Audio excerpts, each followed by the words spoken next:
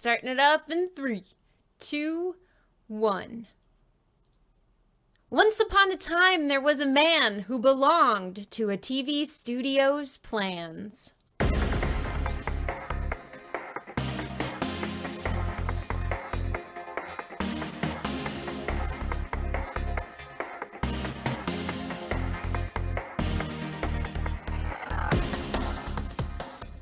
Hello and welcome to the second ever Talking Pictures Alliance, where today we're going over a movie about a man named Truman Burbank. And it's set up from the beginning that he lives in a television show, but it's not that we follow. It's the discovery of him that he's in one, and the reactions of all of the people around him as he tries to break free from this life of his, which he eventually does in a very kind of complete ending. So that's a basic summary. Do you think I missed anything, Jeff?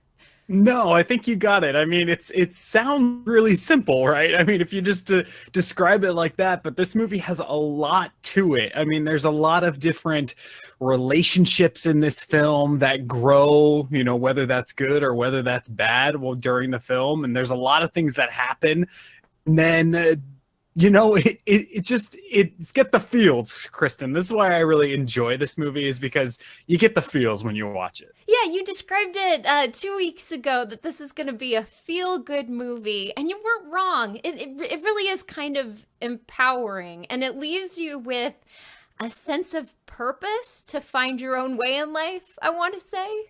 Yeah, I think that's a really good way to put it. Also, I think maybe this is just me, but I think that it also kind of opens our eyes because of everything that Kristen was saying. While all of this is happening, society is enthralled with watching this play out while it's going on, right? So I kind of put myself in the seat of not only Truman and what you were talking about, but also in the seat of the people that are watching it. Like, is this something that society basically just really, really enjoys, to see people in real life situations living out their lives? And I mean, what do you think about that? I think it's a big conversation topic because we have examples of this, right? Reality TV, except it's not somebody that was born, the first live television birth, and people that are then raised to not know they're in a television show. But they sign up for it and they do it. And that thing exploded. What was it? High school? College? When that really kind of took off? Survivor was a big one. Big Brother, too. Yeah. So the interesting thing about this film is that it came out in 99, right? 1999. And then that's right before the massive US reality TV boom started, right? MTV had some shows that were happening around this time before. And then Survivor came in 2000. And then, of course, it expanded. Big Brother released almost instantly after this film came out, and all of this stuff was kind of building to the reality TV boom that we know happened around that time, which was crazy, right? So I guess that answers the question. People love it. People love watching people in, whether it's uncomfortable situations where, they're fighting it out with other human beings, but it's real. And, a lot of people would say that reality TV isn't real. There's a lot of it that isn't. I know some people that work for reality TV shows, and they have scripts, and they provoke people to do certain things. But what is real is that, for the most part, these aren't actors. These are people that are out on the island by themselves, basically, and just trying to duke it out and survive. And the Truman Show is a window into that, if the person that was on the show didn't know they were there and didn't want to be there. And that's it, right? He didn't really have a choice. This was his life. It was given to him. He's owned by a television company. And suddenly at the end, he's just free to go live, which is a fascinating thing, because he chooses to not be safe anymore, I guess, because we're living in this biodome. It's this huge thing. You can see it from space. As the movie said, the second thing you can see from space, right? The Great Wall of China and this biodome that Burbank lives in, where it's perfect all the time. And the catalyst, which is really interesting, is that he sees his father. But would you call that the catalyst, or would you call the girlfriend the catalyst for this eventual change and him seeking out the answers? Right. So the movie starts with him, living this life and introducing us to the biodome that he's living in. And, it is very Stepford Wivesy. It is very like everybody is perfect. Everything happening is perfect. And then, of course, out of nowhere, a can light from the ceiling falls and crashes on the floor, right? So I think that is the moment where he thinks something weird is happening, but I think that's in place in the film because it shows us that this biodome is dynamic enough to respond to it and convince him that something didn't happen, right? Because they're doing everything they can to convince Truman that it's a real thing, and they're catching on that he's catching on that it isn't. That and the fact that the actors, they go in and they sweep away things as fast. It's so well orchestrated, especially when his father shows up as the bum. The team that comes by gets the guy on the bus and then sweeps him away. That was so well done. And also the elevator. When he goes to open the elevator and you see behind the scenes and everyone's like, what do we do? Yeah, I mean, there's so many great parts. I mean, talking about the performances in general, after that father-son moment happens when he sees his dad as a bum, and he's went in talking to his mom, and I think that's a really genuine performance by Jim Carrey in that moment. Jim Carrey plays Truman in the film, and he's talking to his mom, who his mom has obviously been given the script to convince him that it wasn't real, right? And that could be done so poorly. That could be performed so poorly by the mother, but it isn't. It's done very, very well, very genuinely. You don't really get a whole lot of screen time with the mom. I believe that might even be it. And she's very good. She's very honest, and these people playing actors who are playing people, it can get complicated. Totally. And speaking of performances, this was Jim Carrey's, from what I was reading, his first foray into the dramatic. How do you think he pulled it off? I think it was really, really well done. It's clear he's trying to rope in that Ace Ventura that's trying to get out in a few scenes, but for the most part, he did very well. Yeah, I really like Jim Carrey. I really like him in this film. There was a few things that he did.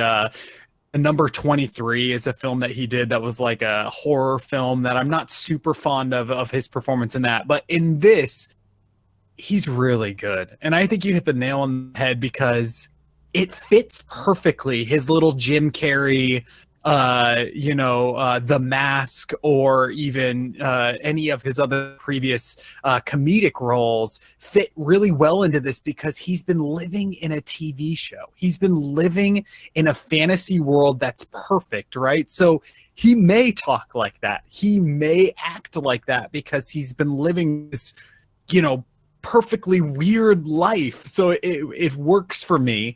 I know that there's a big controversy surrounding Jim Carrey, and we found this out when we started researching this show about not getting nominated for an Oscar for this film because the Oscars basically said, well, you're a comedic actor, so you shouldn't be nominated for this film, even though it's a dramatic role.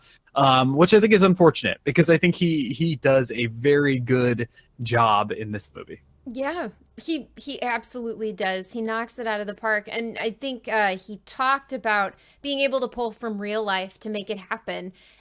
And isn't that the thing with acting, right? The older you are, generally, the better you are at acting because you have a lot more emotional experiences to pull from to put into how you present a situation.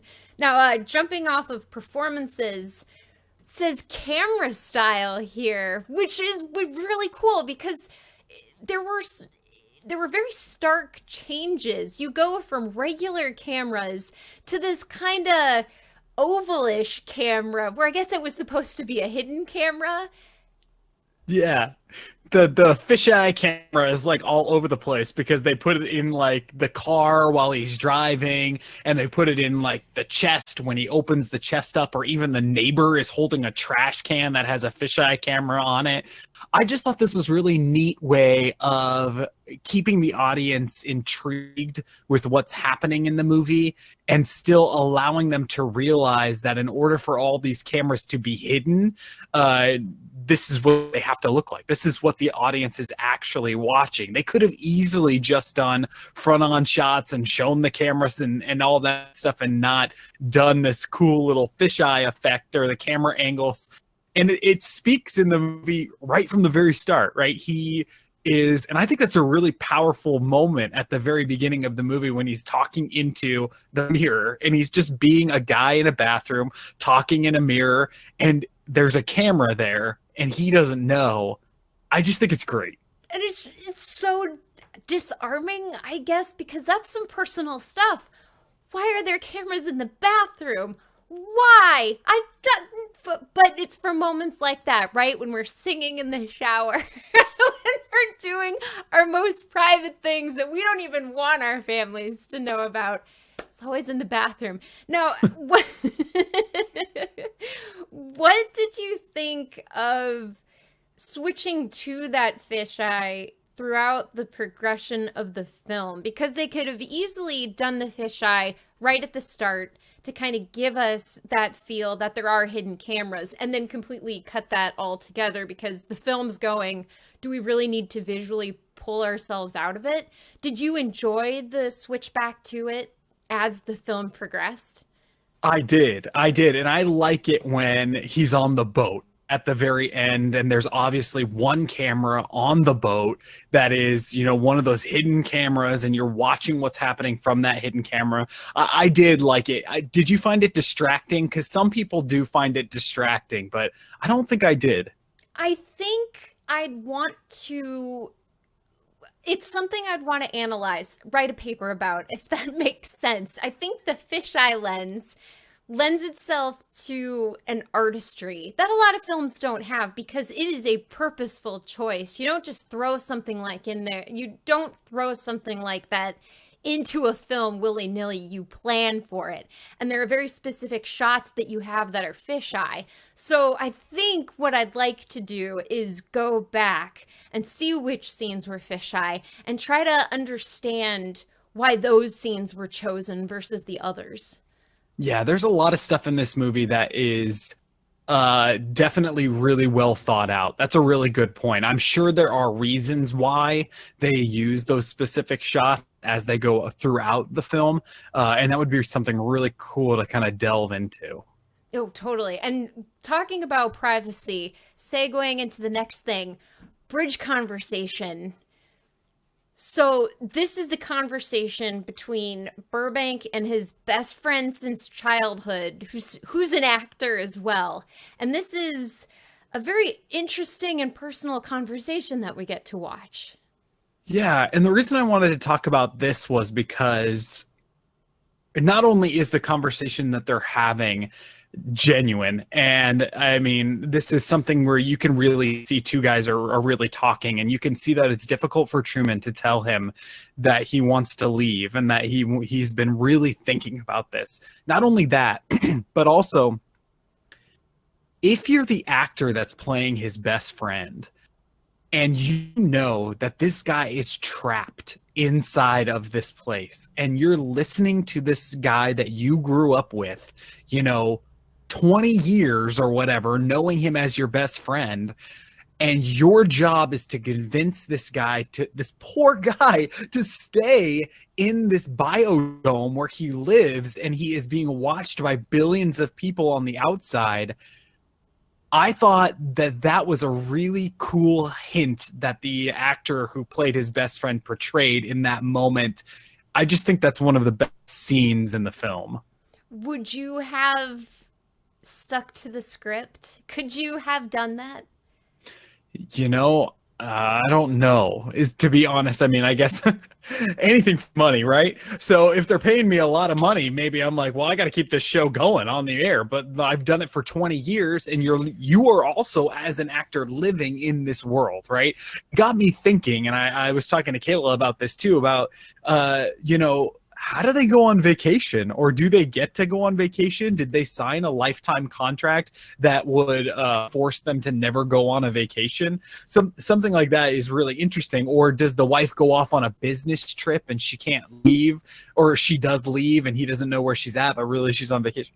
All of these things are just convoluted, but the thought process is maybe I would want to get out. Maybe that's my whole motivation. So I would tell him what's going on. Yeah, man, you need to go to Fiji, like this kind of stuff. If it was me in real life, obviously in the film, it would just be a 10-minute film because this happens pretty close to the beginning of the movie. It does. It's done. Hook, line, sinker. That's it. We've reached our climax, our resolution, all good to go.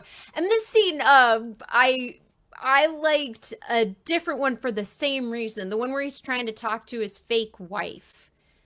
For real, just really connect with her. And she's selling the product, that mixed hot chocolate drink, and he goes nuts. And like you pointed out, in that moment, as a human being, not as an actor, what do you do, right? Because I can't imagine she spent her waking hours with this guy, pretending to love him, that she wouldn't develop some sort of connection with him. And all she does is freak out and scream that she's a professional. Do you like how she handled that, or would you have liked to have seen that go a different way? To be honest, I didn't think about this until you brought it up to me about a week ago, and we were talking about this movie a little bit. And then I got to myself thinking, she is the most involved actor in the entire thing, because not only is she married to Truman and she sees Truman all the time, but also they play at the point where she's saying, maybe we can have a baby, maybe we can do this, maybe we can do that. So she's obviously physically involved with Truman. She signed up for these types of things. So it's hard to believe, after you brought this up, you had a great point, because how could she not be connected to this person after all of this time and everything that's happening and this contract that she has? I mean, we see it with actors all the time where they're in a movie, they do a love scene, and then the next thing you see, they're on TMZ and they're getting married, right? I mean, this is a thing. So you're 100% right, Kristen. I think that there could have been an avenue there where she could have taken a different view of that to see how it kind of felt. Yeah, and maybe you're right with the paycheck, right?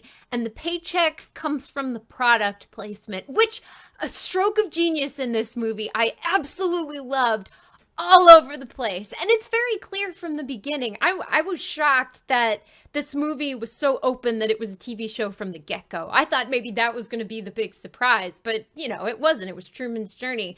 So to know from the start that's what it is, and to be able to catch all of those product placements, it was fantastic. Now, what was your favorite product placement moment? I like them all. I like the lawnmower. One of the best is the lawnmower moment where they're in there and he's fixing the lawnmower and she looks right at the camera and she's like, well, maybe you should go ahead and get one of those new lawnmowers from Home Depot, or whatever her line is. And I think it's really great that you see a moment in his eyes where he's like, what the hell are you talking about?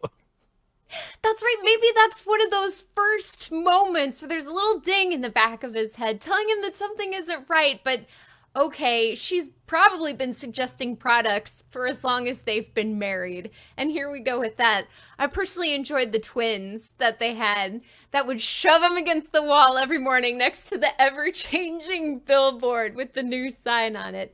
That was wonderful. And the beer, and they go into it. Everything on the Truman Show is apparently purchasable. Well, yeah. I mean, think about it. Millions and millions of people are watching this. So the advertising has got to be pretty thick. They want to put a lot of products in there, and his best friend's drinking the beer. Man, this is the best tasting beer I've ever had. And, maybe that's another reason I like that scene is that there's that super cheesy advertising moment at the very beginning. But then right after that, it snaps into something serious. And he's kind of got a teeter with, he's teetering with his inner thoughts on, should I tell this guy what's going on or what? Yeah, yeah. The ultimate question that the movie presents, do you tell somebody something like that or not? And which is great too, because it not only involves Truman, but it involves the people watching Truman, because throughout the film, we see the audience members. And this is something, again, I loved about the movie. How many things did I love about this movie? A lot. But so many times in movies, and I'm going to use Avengers Age of Ultron for my example for this one. The movies, something serious will happen and we'll cut to just random people. Oh, and you know what? The first of the new Star Wars movie did this too. When they fired not Death Star, and then it cuts to people on the different planets as they see this red light. I have no connection to these people. Seeing their scared faces does nothing for me. But what the Truman Show did, I realized, is we cut to the same groups of people throughout the film. So we see their stories and we have an emotional connection with them, especially the old ladies with the Truman plates. They're great, right? I mean, they're really great. And I see it with even the next door neighbor, even the tiniest little thing, you get a connection with that character right off the bat. And the guy at his office, I mean, he's like a famous actor now. I forget his name, but still there's some good moments in there with that kind of stuff. That's very well said. Yeah, and two, they're very positive about it because in the end, they want Truman out. Now, did you feel yourself pulling for Truman at the end? Did you want him to break free? Absolutely. I mean, I really did want him to break free. And I mean, that begs the question of talking about the end of the film, Kristen, which is a little note that we have here as well. Did you enjoy the way that it ended? Did you think that that cliffhanger ending where he's standing at the door, he says his line, which is just really great. It's just a really great moment. And then he walks out and the credits roll. It's great. I like it. I like open endings like that. I think they give you just enough, right? They give you just enough hope to believe that maybe, just maybe, he's able to pull it off with the help of that girl that he lost in the beginning and he's trying for the entire movie to get hold of, but can't quite get her. So I like to imagine she gets to him, they go off into the sunset. He has a difficult time transitioning, but it's not that difficult. What about you? Yeah, I think it might be harder for the people that are watching it. I'm also surprised that the entire world that's watching it is rooting for Truman. They want him to escape this place, right? So where does that put these people in society? Think about it, right? So this whole time they've been watching it for 20 years, and they've been enthralled with what's going on with the Truman Show. 20 years, and then they want it to end. Is it because they realize this guy is stuck in there and he needs to get out? I mean, but you've been watching this for 20 years. That is a fantastic point. I mean, we can't even put down things we've loved for 1 year, much less 20 years. So I don't know, maybe the director ultimately wanted a happy ending, so that's why he chose people that wanted the best for Truman, because that bar was packed with everybody cheering and everybody crying.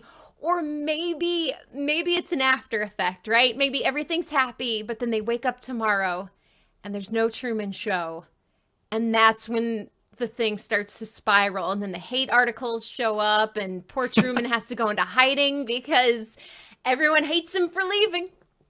Think about this too, like the bar scene. I distinctly remember my parents were really into Survivor when it first started, like a lot. And they would have family get-togethers where they would have Survivor parties, and they would get these tiki torches and put them around the yard, and people would come. I'm not making this stuff up.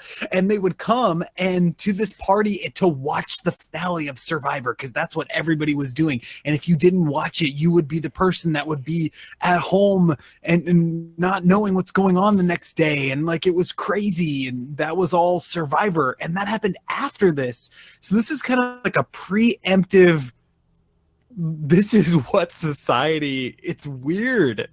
Yeah, and you have a thing, sacrifices. What are the sacrifices society is willing to make for entertainment? I mean, clearly in this movie, they're willing to suspend their disbelief that Truman's actually happy. Now, we see them support his choice, but like you've pointed out, how real is that? I mean, what can we expect? People lose their minds when Game of Thrones comes to a season finale. I couldn't even imagine what the blowback would be, because you get, what, a week of goodness, and then the hurricane sweeps through.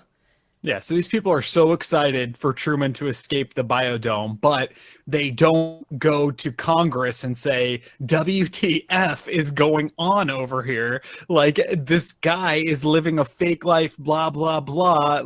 That's where I thought about this. What are we willing to sacrifice?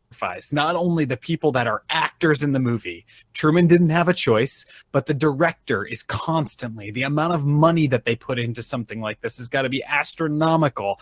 The people on the outside are turning a blind eye to what's actually happening for the entertainment's sake of what's going on. Now, Survivor, Big Brother, those people choose to be there, so there's a lot of it of a difference. But that's what made me think about this is, am I willing to turn a blind eye to the world and say, I'm going to raise this child in a biodome and be the director of every waking moment of his life? Right, and then they take that even further by making him a god of sorts, right? Because there's talk that at the ending, it mimics the language of one of the Psalms or a part of the Bible when they're having Ed Harris is having that final conversation. I mean, it's intense, but this man literally orchestrated Burbank's life from conception onward. So it's his child, but also kind of his creation.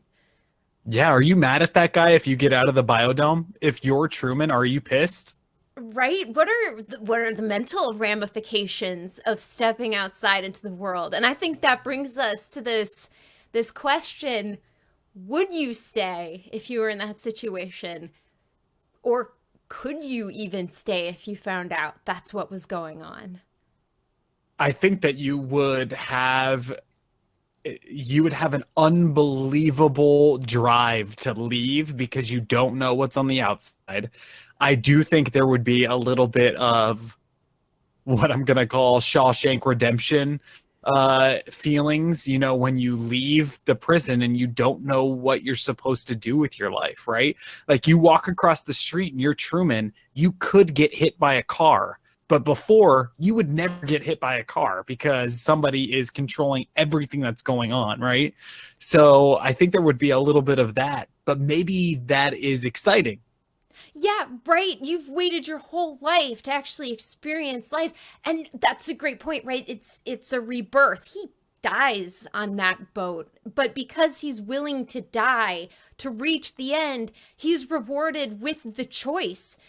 Do you stick with what you know? I mean, maybe you get some privacy because you find out you have a contract that you can work with. Or do you step out into the unknown? But maybe after you've gone past a certain point, you can't go back because it's not the same. You see the man behind the curtain, and that's that. Yeah, and also that's another thing to talk about is when Ed Harris talks to him at the end and reveals everything that's happening to him and gives him the choice to leave or not. Would that be good television if he stayed and he knew that this was all fake now and he knew that all this is going on? No. So, I mean, that's a desperate attempt by the creator to to keep this going. What's the creator's name? He's got a name that's one word, like Cher or something like that. Let me look that up here. I like that though, right? He's, as a creator, is desperate. Now, do you think it's desperation out of love, or do you think it's out of selfishness? I mean, how do you ultimately see Ed Harris's character? So they kind of play at it like he raised him and he's like the all-knowing father, right? So they're trying to play into the fact that he loves this guy. And I'm sure, like we were talking about with the whole wife aspect of it, there's got to be some sort of connection between these two people after all of this time. So I think that, but I also think that he's thinking about, I mean, this guy, he's like, he wears berets, right? So he really His name is Christoph. Of course he wears berets. Christoph, that's it. Gosh, dang it. That's exactly right. So Christoph really cares about the show. He cares about the money. In the interviews at the beginning of the show, he's talking about how he's the creator. He started this. He had the first live birth on TV. He gets the scripts. He does the stuff. So I think he's really concerned with the show, not as much Truman. What do you think? Yeah, I like to imagine in that moment he realized that Truman to him was more than just a creation. And that's why, because he's not a fool, right? You're right. We see him with the interviews and he's very reclusive, but he's an incredibly smart man. He manages to make Truman believe that his dead father didn't actually die in that boating accident, but is still alive. And that takes some artistic gumption. So I personally, from an artistic choice, like to believe that there are human emotions in what is otherwise a rather robotic character. Well, yeah. I mean, and that's really difficult to portray. Ed Harris did get nominated for an Oscar for this specific role, which is interesting because I think Jim Carrey, if he didn't have a better performance, it was definitely on par. Totally. And I mean, he was the star. He had to carry the film. It either lived or died on his shoulders. And judging by the reviews, it lived very well on Carrey's shoulders. Now, we've got some other people that wrote in. Drink and Run wrote, I like films with strong existentialist themes. Any thoughts there? Yeah, I guess, yeah, this is something that I would agree with, I guess. About human nature, free will. You're the captain of your own ship, as it were. Yeah, this film really means that he's coming to learn that. So I think that falls in that category really well. Yeah, dude, totally. Because at the beginning, he's a plaything, nothing more than a puppet made to dance. But, like, yeah, as you go through it, he cuts the strings one by one until eventually he exits. Absolutely. All right. And then Renee tweeted, how about everything in regards to liking the film? There's not a lot about this movie that you can't. I mean, I feel like most people like most of this movie. You got to enjoy the campiness of it. You got to enjoy the silliness of a lot of the things that happen. But if you commit to it, I think that in the end, when he's standing there in the final moments, it pays off. Yeah, totally. Now, if you had a favorite moment, what would you label it as? Oh, absolutely the end. I think they set the end up so well, and it's like one of those payoffs where, you know, they're cutting the movie and they're editing everything that's going on in the script and they're talking about it and where else can we put his little tagline so that when we get to the end and he says his tagline, it hits everybody hard. And I think that they did a really, really good job of that. And also, an interesting fact while I was researching this film that I found out was that Jim Carrey's running price for doing movies at this time, I believe, was $20 million. But he agreed to do The Truman Show for $12 million. But in order to do that, he wanted full creative control of the character of Truman. So in this article that I was reading, they were talking a lot about how that really slowed the process down, because Jim Carrey would stop a scene and be like, Truman wouldn't do that. He would do this. He would say this. He'd do the other. And him and the director butted heads a little bit while they were filming the movie. But it turns out that a lot of everyone's favorite parts and favorite moments from that film were some of Jim Carrey's ideas, even more building the argument for, man, this guy should have been nominated, and actually and shown by the community that it was a respectable and awesome job. Right? That's so sad that wasn't part of the story that's told about the movie, right? Because when you get a James Cameron movie, it's all about James Cameron's genius. I mean, everything is what Cameron did to make this movie amazing. So why didn't we get that with Carrey? I mean, I didn't look for behind the scenes, right? But it doesn't feel like it was telegraphed very obviously. And it's such a shame because so many actors put in a lot of work to make these things happen. And I'd love to see the scenes specifically, how they evolved with Carrey and what he decided to do with it. Yeah, absolutely. Well said. All right, and then another tweet that came in from Kilmarnark, that against everything he was up against, Truman keeps his positive attitude. In his conversation with the best friend on the pier/unfinished bridge, he discovers that he truly is alone, but he doesn't anguish. He sets his mind to getting out of there. Yeah, and he does it with everything that he does, right? So a good example of this is the dog fancy moments in the movie when he goes to buy a magazine, and he always buys the Cosmopolitan or whatever that type of magazine is. And he's telling the magazine person, "Got to get one of these for the wife," and he's buying it every single day because he goes and he takes pieces of the magazine and rips them out to make a picture of the girl that he's actually truly in love with, that this world he's living in will not let him be with, and it's driving him in a positive way. And I think that's what a thing that makes this movie succeed, in my opinion, is that you find yourself rooting for Truman because he's a good guy. Like he's a good guy who wants to get out of here. Yeah, and how human is that, right? To have something you want really, really badly, but it feels like the world can be working against you, and finding the gumption to stick to put your courage, to screw your courage to the sticking plate so that you can find the strength, whatever that strength is, to go forward and get it. I mean, it really does make the reward worth it, but I think it also kind of speaks to the journey being the most important part of it all. Totally. All right, sweet. Well, there was that. And now, if you like this movie, here are some other suggestions we put together. So, Jeff, what are some movies you wanted to share?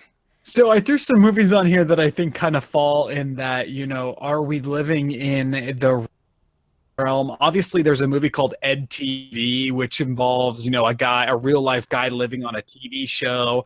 I haven't seen that for years, but if you're really into this sort of theme, that's a movie that you might want to watch. Also, Vanilla Sky with Tom Cruise. I think I recommended a Tom Cruise movie last week. Guilty pleasure, folks. Guilty pleasure. Every week there's going to be a Tom Cruise recommendation. Promising it here and now. May not remember, but promising. I'm telling you, it may not be related at all. But we'll talk about Tom Cruise every single episode. Just kidding. But Vanilla Sky is a good film that falls into that same category. Also, a lot of people's favorite movie is Groundhog Day, that has this kind of silly Jim Carrey-esque feel with Bill Murray in it. That's got the same kind of, is life real? What the hell is going on kind of feel? And he finally breaks, kind of like Truman did in The Truman Show. Also, Pleasantville, just because of the style, the type of style that you're feeling in this movie, is related to that. Yeah, totally. So, of the four, which is your favorite? Of those four movies, I think Groundhog Day is probably my favorite. with Vanilla Sky being a close second. I really like Groundhog Day. Maybe it's the fact that I'm a creature of habit and I try to watch it every year on Groundhog Day. And maybe that's the secret with movies. You name it after a holiday. Everyone wants to watch it on that holiday, right? Or you have it take place during a holiday, and then you get debates, like with Die Hard. Is it a Christmas movie, or is it an action movie that takes place during Christmas? Yeah, and if you're wondering if it's a Christmas movie or not, it's not. We have strong opinions on the matter. I agree with you, though, there, Jeff. I totally agree with you. I mean, this is a good thing to talk about. Do you think Iron Man 3 is a Christmas movie? I guess it does take place during Christmas, but no, I would not put Iron Man. Wow! Well, there you go, folks. There you go. How do you counter that? You don't. It's made. The decision is made. There's no debate. I came up with some books to throw on the list here, and there's one that I read way back in elementary school. It's called Running Out of Time by Margaret Peterson Haddix. And it takes place in this village, I think the 1860s, and there's a cholera epidemic that breaks out. So one of the girls of the village who isn't infected has to leave and go get the medicine. But not everything is as it appears. It's a young adult novel.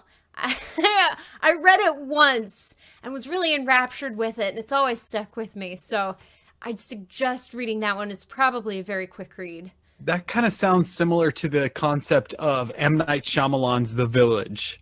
Yes! Yes! Absolutely. Okay, yes. Yep. And then I think 1984 by George Orwell kind of ties into this because through the course of the book, it's not an idyllic setting. It's not happy by any means, but you do uncover this other world and the secrets that keep society running. Yeah, I think that's very well said. Also, the whole thought of technology and how technology will rule the world. Well, this literally is technology ruling Truman's world. It is. So, do you think the time period setting is really the only time period it could have taken place in? Or do you think it could have gone back a few decades or up a few decades? I think it could have been really interesting if the time period on the outside was different than on the inside, which you kind of get that feel where, this might be taking place, in a more conservative type of neighborhood, in a more conservative time period, for lack of a better term. And on the outside, there's these guys that are mechanics that are sitting in a garage watching this, and they're in this like really dirty garage and all this stuff, where it's not like that in Truman's world, right? But they've labeled this film as a science fiction movie, which I also think is really interesting because I'm not sure I would put it there. I might put it in the category of just drama. It just lives in a drama. But if you're going to go full science fiction, what do you think about the thought of like outside? It is a full on like really different world. And these people are just living in here like it is 1950. Right? That would be amazing. And then what time period would you want to be trapped in? I mean, that's the question. I personally would want the roaring 20s. Yeah, the 20s are good. This is often a question because this is a little known fact, but I am also obsessed with what if questions. Like, what if a genie came out to you and said, you could be your age right now and live the rest of your life? And if you live the rest of your life, what year would you want to start living right now, right? So this is always something like I love Mad Men. I love that whole style. I love just that time period. So I always say like late 50s, early 60s would be really good for my type of style to be living. But then again, you have to think about everything that's happening in the world during these times, right? Because I instantly think about the 40s, right? Oh, I want to live in the 40s. That's awesome. Or you don't want to get caught up in the Great Depression. You don't want to get caught up in any of the world wars, any of that type of stuff. So it's a hard question. It really is. And also, too, the further you go back, what about antibiotics? What about healthcare? What about dental stuff? I mean, I guess you would tell the genie a time period, but then the stipulation that nothing physically bad happens to you. Oh, because man, the further you go back and you read about the weird things they did, whew, I wouldn't want to go further back than like what you said, the 50s, Yeah, but mid then 40s. you could be filthy rich because you could be the person to go back and say, "Hey, everybody, you should stop smoking." That's true. You start the stop smoking campaign, or you go into the medical field, but you study lung cancer or something, right? Or you invest in Yahoo. Yeah, exactly. Did you ever see that movie? It ends with it's a time travel movie, and it ends with somebody investing in Yahoo, and then they're filthy stinking rich when the new future.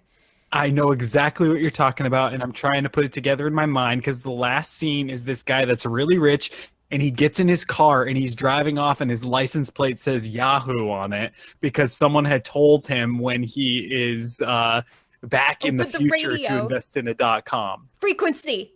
That's it. Frequency. Which I would also say is a very good movie. It's one of those you can rewatch and they have lots of little things in there. But that's neither here nor there. That was a good topic. I love that. Okay. Well, one final question. You said you love what if questions. Do you have a favorite what if question to pose to people, or a favorite one that you have an answer to? Oh, I don't because me and my friends challenge each other to just come up with what if questions off the top of our head and then see how good they are. And you can tell how good they are because it takes them a second to think about it. Usually there are two answers to it.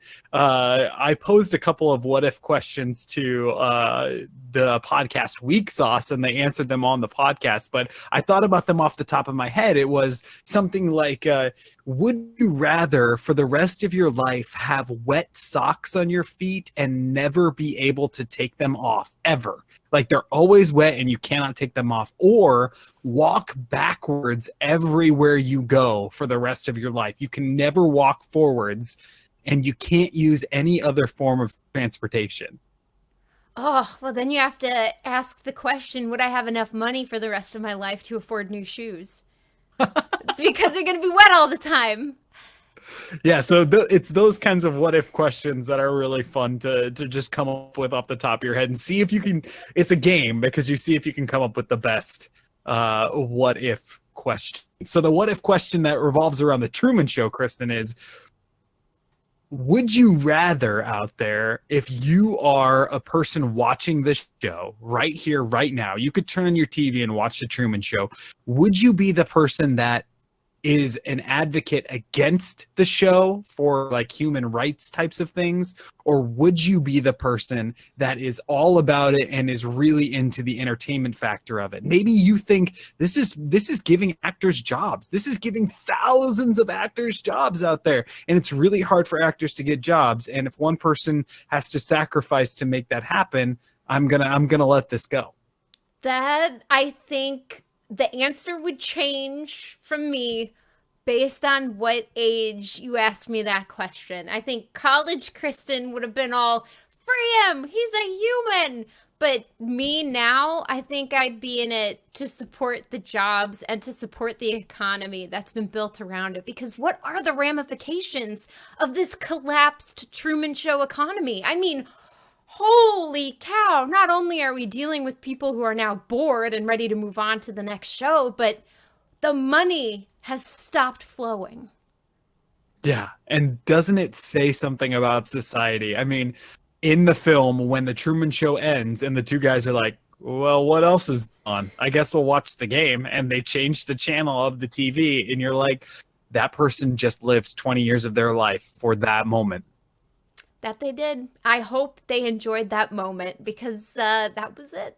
All right, now I have a what if question for you, Jeff.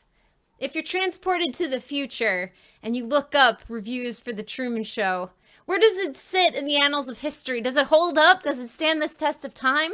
Or does it not? I think in the current atmosphere that we're living in with the obsession of reality TV, and I do think that it is ramping down, right? We people are more tired of it than they were when it was at its peak. So it's ramping down, but I don't think it will ever go away. So if it doesn't ever go away, I think this movie will live on for a long time. I also do think that it is a clear-cut example about how actors should not be pigeonholed into specific roles or role types because of the type of thing that they do. I took some acting classes in college, and I do remember one of my professors always saying that if you go on set and you get cast as a mob boss, and you're the best mob boss that there is out there, and then you just keep landing mob boss gigs and you just keep doing it over and over and over, to be grateful for that, because you are a working actor and you're doing something, and you should be grateful for it. When you get to Jim Carrey's status, though, and you've done all of these things, and then you get an opportunity to do something different and it's amazing, I think that's a really cool thing to think about, which is what's going to make this movie live on, and people are going to watch it. The performances in the movie are really solid. The film has a really strong style because it lives in this fake world. It could stand the test of time in that aspect. It could be a classic, and I put down here that time will tell. Isn't that the truth? You never know what's going to live on and what's going to stay. And who knows, maybe there'll be a digital collapse and all they'll be able to pull from the wreckage is Ace Ventura and Truman Show. And Jim Carrey will be lauded as the greatest actor that ever was in our time period. Now, if you'd like to share your thoughts about the upcoming movie, which is, we should do this first. I'm discovering the best order for this. So before we get into where you can send your thoughts and happy feelings, Jeff, what are we watching next? Next week, we're going to be watching the 40-year-old version and 40-year-old virgin, not version, and talking about why we love this movie, which there is plenty to talk about why we love this movie, starring Steve Carell. The 40-year-old virgin can be watched on Netflix or any of your favorite streaming apps out there. You can download or rent it if you don't already own it, or if you haven't already watched it. I can't wait to talk about it. And it'll be our first comedy too. I'm pretty excited. I love comedies, and this is one of the best, more modern ones, I would say. Yeah. I think this is also something weird about me, is that I don't enjoy comedies as much as I enjoy things that make me sad. Like, I like to watch the movie and feel something really deep. I like to go and be really, really into it. I love that feeling. And so comedies kind of are really lighthearted for me, but the 40-year-old virgin is a movie that really makes me laugh. I think it's really good. Fantastic. It makes you feel things as only a 40-year-old virgin can. Now, if you've got happy thoughts to send to us, why you like the 40-year-old virgin, why you love the 40-year-old virgin, feel free to tweet at us at TPAcast on Twitter, or email talkingpicturesalliance@gmail.com. And with that, we go to the outro. So Jeff, when you're not here talking about movies, where can everyone find you? Gosh, I love being here talking about movies. You can find me on this show every other Monday, like Kristen said. But I also host a show about Heroes of the Storm and creating heroes for that game. If it's something that you're into, you can find the show on twitch.tv/amovetv, and we record the show live every Sunday at 12 noon Pacific on that channel. Or you can just download the audio feed on any of your favorite podcasting apps. You can also follow me on Twitter at Mr. Jeff Reynolds, where I'm talking about all the movies that I do see and my thoughts on them. Awesome. As for me, you can find me at _Kristen Ashton_ on Twitter, Twitch, and Instagram. And for the show, you can find Talking Pictures Alliance here, twitch.tv/Dream Destroyer. That is DRMDESTRYR, every other Monday for more movie madness. We will be back June the 4th with the 40-year-old virgin. And if you'd like to support this podcast, head on over to patreon.com/TPAcast. Thank you so much to our patrons already. We really appreciate it. And with that, let me go ahead and cue up this outro music. Are you ready? There we go.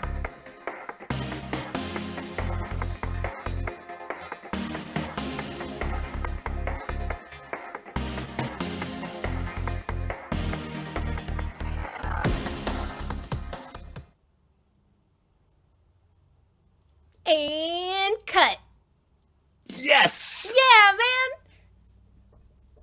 Great job. Great show. That was a great show. What's going on, chat? Hey, chat. Hey, everybody.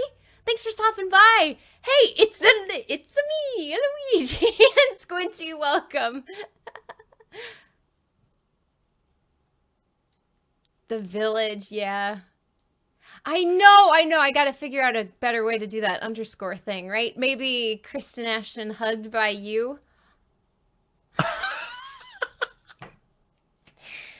That's ridiculous. That's funny. All right, everyone, we're gonna log out. But thank you so much for joining. It was great seeing you here, and have an awesome rest of your Monday. Bye. Bye, everybody.